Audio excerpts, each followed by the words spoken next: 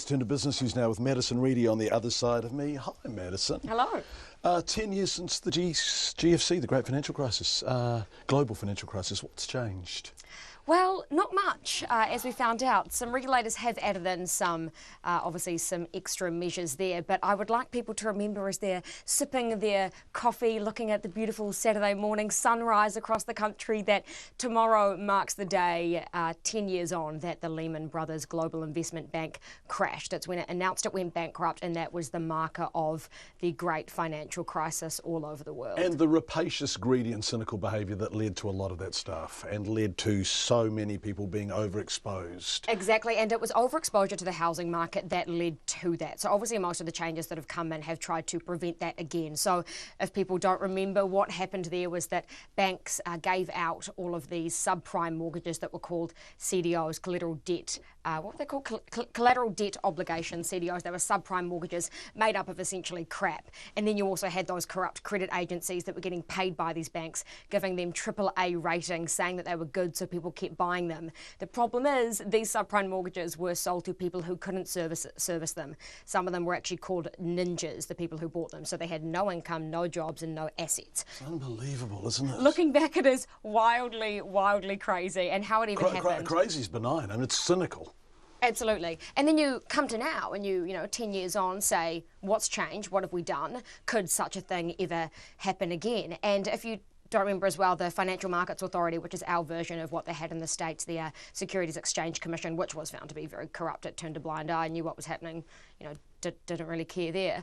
And so we obviously have the FMA now, also the Reserve Bank of New Zealand. Its job is to be the regulator and the watchdog of our banks. And I spoke to the Prudential supervisor, his name's Toby Fines. I spoke to him yesterday and said, look, what's changed? How are we doing? What are we doing to make sure that our banks will not go insolvent from such things again? And he told me that they actually have some new measures now, one including which has been recently adapted. It's called a dashboard, and it's on the Reserve Bank website.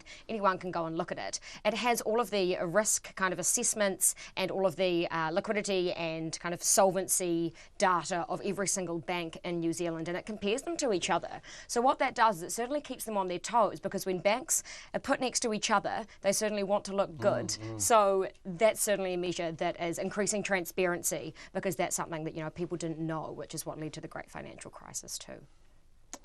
Gosh, it's fascinating, isn't it? Absolutely, looking back, yeah. Especially looking back at the unemployment stats as well. I mean, 2.6 million jobs lost in the United States alone, 250,000 just across the ditch in Australia. And then you can make it really staggering by looking at how many people responsible for this behaviour went to jail, and the number is hardly any, if any. Exactly. Unbelievable. And then you also What's Bob Dylan say? Steal a little and they throw you in jail, steal a lot and they make you king? You've never even heard of Bob Dylan, have you, Madison? I have. No, I certainly have. You've thrown other names at me before, but I do know that one. Right, an economist claims the energy sector is making too much money. How did they come to that conclusion? And this is off the back of the electricity price review panel report that we had earlier this week, and within that they found that the energy sector, the companies that generate and sell our electricity in New Zealand, weren't making excessive profits despite charging consumers a hell of a lot for it.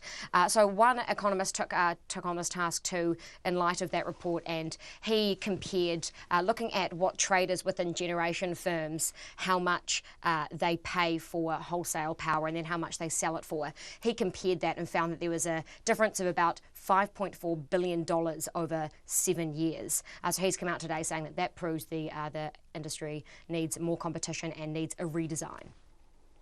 How did the markets finish the week, Madison? We finished up 0.2%. That's 22 points to 9,270. New Zealand dollars buying at 65.9 US cents, 91.5 Australian and 50.2 British pence. And I'd just like to say, John, it has been a pleasure doing business with you. Well, it's been a pleasure doing business with you, and you're a very welcome addition to the RNZ business team. Thank you very much. I don't think I've ever told you before, but you were the reason I became a journalist. Well, it's a lovely thing to tell me. So sharing a studio with you has been fabulous. Well, Go thanks, well. Madison. Yeah, you too. It's a pleasure having you here.